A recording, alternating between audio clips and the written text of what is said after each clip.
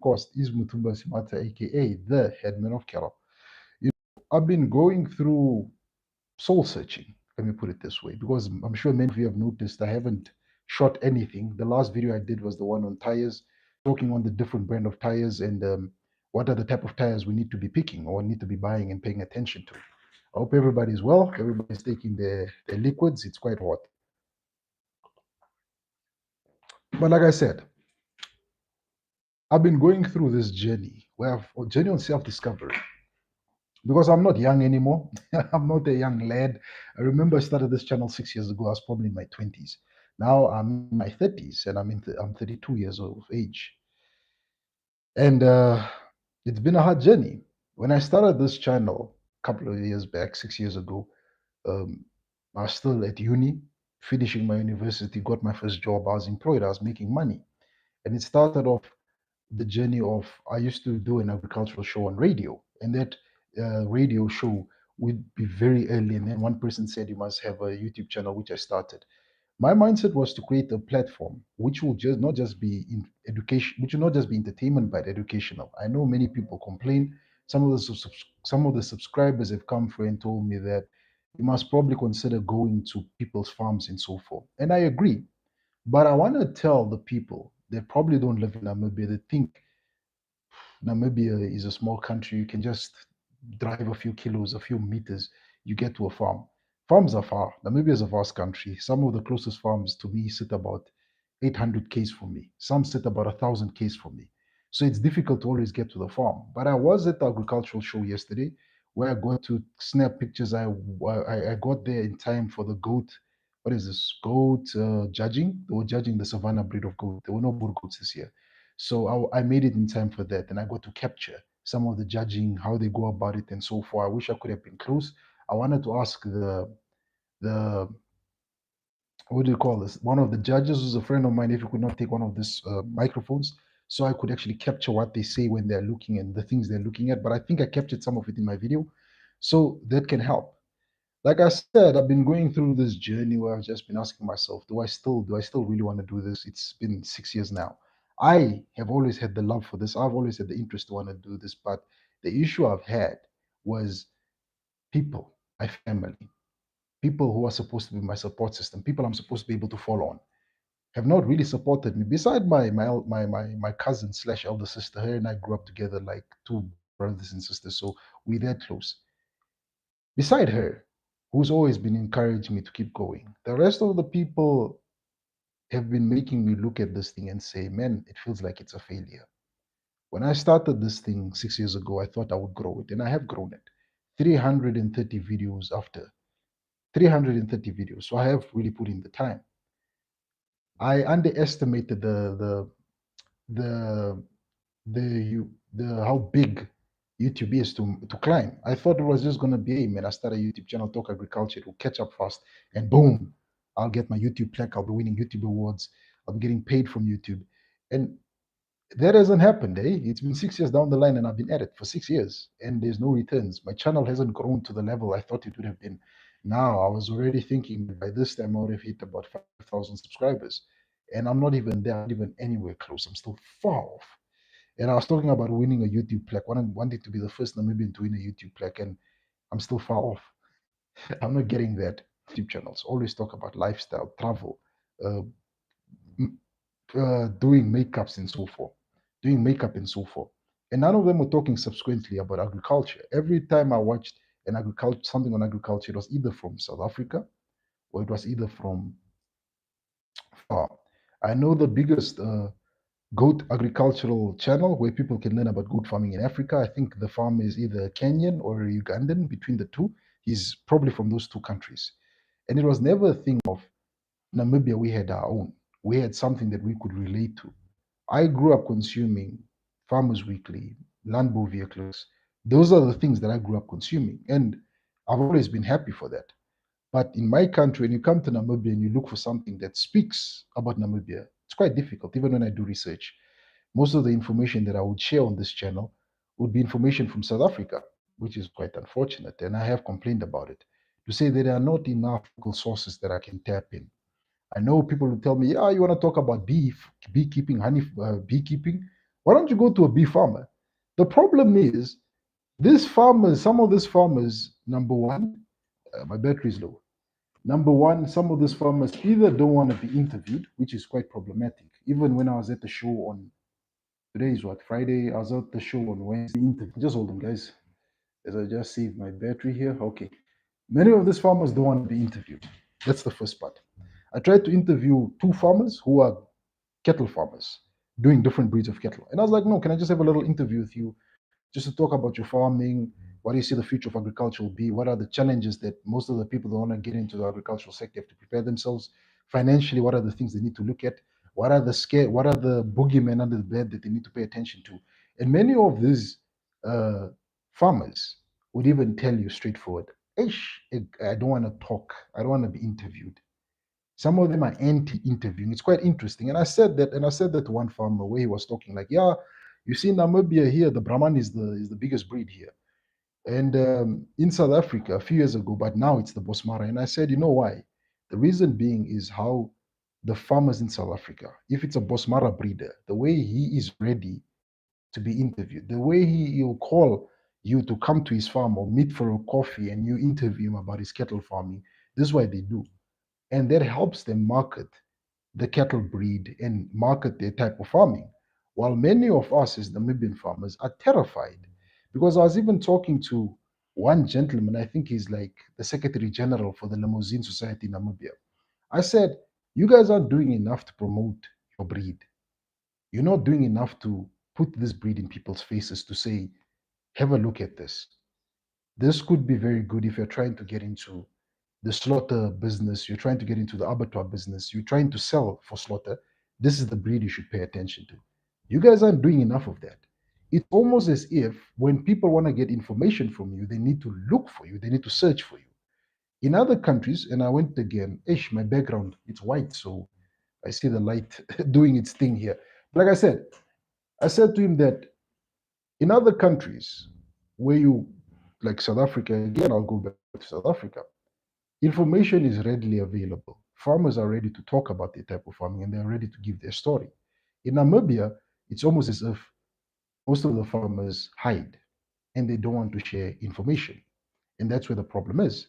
Because when you go to Namibia, I mean, when you go around and you go to the agricultural shows and you see probably there's a person doing mushroom farming, you would not think that you'd find a mushroom farm in Namibia. You think you'd get a mushroom farm in South Africa or someone doing snail farming or frog farming. You don't think you'd get that type of farming here, but they are. They are available. They are there on the ground. The only thing is they don't understand marketing. I've reached out to a number of them to say, hey, let's shoot a free interview. You don't pay me anything. I don't pay you anything. I put it on my YouTube channel. People watch. People that want your information, I can share your information. Voila, you go and you actually get clients and you sell your things. I probably don't get anything from it, but we can go that way. This is just to help you market and build your type of agriculture. But like I said, many Namibian farmers probably don't understand the power of marketing. They think just putting an ad in a magazine is enough. I always tell them that print, you need to start thinking about the digital space, this space. Consume. Many people are. I know back in the day, well, I got onto YouTube because of I could be able to listen to music. But as time moved on, YouTube has moved away from just being entertainment to actually being educational. You get so much information here. You can get books, 48 Laws of Power, Rich Dad, Poor Dad, Millionaires Fast Lane. There's all these things you can get on YouTube.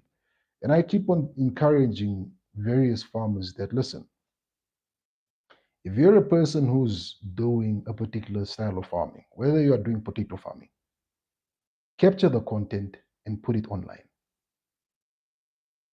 Another guy was telling me, yeah, he wants to get onto YouTube. He thinks he can start getting paid off YouTube. And I told him, it seems easier. It's easier said than done. YouTube is it's like Mount Kilimanjaro, Mount Everest, G2, what is that mountain called? G20, whatever it's called, that the highest mountain on earth. There's so many mountains you have to climb. You start from the smallest mountain, and then you go to the middle mountain, then you go big, then you go to the biggest mountain. So there's a lot of work you need to put in. I've been doing it for 6 years. No payment, no YouTube plaque. I've been wanting that YouTube plaque Because I watch some people on social media. I see some people who started YouTube channels after me and they've already gotten the YouTube plex. And I'm like, I want it, I want it. But when I said it, when I said I want to start this channel, I didn't take into account the gravity of the situation, how big it was going to be, how much time it would require me to put in. Because there were days I used to sleep at 4 o'clock. There are days still today I still have sleep insomnia, and that all comes from being on YouTube. Because I would edit a video from, let's say, from 8 o'clock, 8 in the evening, all the way till like 4, because that's the time my Wi-Fi is a bit stronger because the signal is stronger. There's not a lot of people on the net, and many people don't take that into account to say, "Yo, it's a journey. This thing gonna come. It's not easy. It takes time." But the reason why I created this was, number one, was to create a platform that tries to represent Namibian agriculture, which I know I'm not doing the best job. I'm more representing South African agriculture because I talk a lot about issues in South Africa, but that's the information that's available to me. There's a Farmers Weekly I can buy right now and read what's happening in South Africa. Namibia, we don't have that. Okay, yeah, we have what we call Agri Forum. It's one. We don't have a lot. Number two, South African farmers are easy to access. I can call right now via WhatsApp one of my friends in SA, one of my farmer friends in SA, and I can have a telephonic interview of them right now. It's quite easy. The Namibian ones seem to scatter. But like I said, I created it for me to be a library. Eventually, one day, if I ever want to get into farming, or for my kids, if I eventually have kids and they want to get into farming, they can come and watch this channel and get information from it. Because I know it's difficult. Right now, um, being a farmer is not the best thing because it's dry. Animals are dying. People are complaining of droughts and grazing. I spoke to another friend of mine. He has a, how do they call it? How big is that trailer? He has a very big trailer, the four-wheel trailer. Yeah, four-wheel trailer, two on both sides. He filled that up with bales of grass. It's not easy being a farmer. He was complaining of the escalating prices of feed, escalating prices of fuel, how that affects his farming. And now he has to probably try and do planted pastures, which means rather than grass grazing to grow naturally, he might have to start planting grass on his farm for his animals to graze because there's nothing. One friend of mine was telling me, bro, he has been experiencing drought for the last 3 years. There's nothing going on the farm, it's just drought. I know it's a tough time right now, and many people, many farmers are either leaving. There's so many farmers leaving the sector and are not replacing those farmers fast enough, which means the food sector of Namibia is always going to be at a problem. But like I've always said, Namibia, why maybe our government doesn't make it a priority is because South Africa, we have our neighboring country here, very good agricultural sector, very good Ministry of Agriculture, is doing some amazing stuff in the agricultural sector, $1 billion agricultural sector, where I know the biggest chicken producers are two South African companies. This is Alstra, and what's the other one? I think it's Alstra and something. Two big South African companies are the biggest chicken producers on the continent. So we always have South Africa to lean on. Namibia's chicken industry is literally non-existent. It's still in infancy. We don't even have hatcheries. We buy chickens. We buy um, chickens for cycle. We buy them from South Africa. The amount of beef Namibia produces, the meat the cattle we produce for foreign markets. We don't produce for our own consumption here because we will not be able to finish eating them. So everything that is being produced in Namibia is produced for foreign markets. And I sat there and I said, then I listened and I said, this has to start changing. This has to start changing. We can't continuously be producing food for foreign markets. And then we import so much. We import a lot of food. We import honey, we import sugar, we import tea, we import coffee.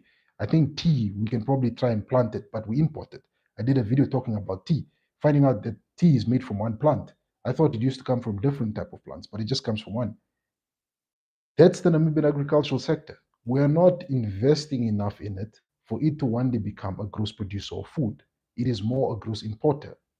We're not encouraging agri agri innovation in terms of encouraging people to do more agri innovation, to bring certain forms of agriculture that is not being practiced in Namibia to come here. So we stop going out to go get things, but rather get it here.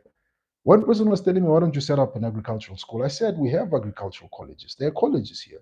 I think the problem we have is we have so many of these colleges, but they're not really tailor making work for these people. And that's the problem. So, how do we fix this? My opinion. Let's get more literature. Get more literature on agriculture. Farmers need to become friends with cameras. Stop being scared of cameras. Improve agriculture in terms of the people that are being put in these positions need to understand what's going on. Make agriculture accessible to people because all on the end of the day, many people are either direct or indirect surviving of agriculture. My dad just planted some tomatoes. We're getting a concession of tomatoes probably tomorrow. It is just how things are in my country, Namibia. So it's gonna take time. If you want to get onto the YouTube game, guys, just know it's gonna take time. You might be lucky. You might be lucky and you will be over 100,000 subscribers, but it takes time. If you want to get into the agricultural sector, obtaining land is a problem. You need to prepare yourself. And I always tell people, know what the cost is. There's always a cost linked to something. If you decide not to gym, you quit the gym, you cancel your gym membership. The cost to that might be you gaining weight and getting sick and developing an illness that comes from being unhealthy. These are the things that we always have to remember. There is always going to be a cost, whatever. So if you want to get into agriculture, make sure you take time to research, read up, and then make a decision to get in. But remember, there's going to be a cost. Bye for now. Have yourself a good day.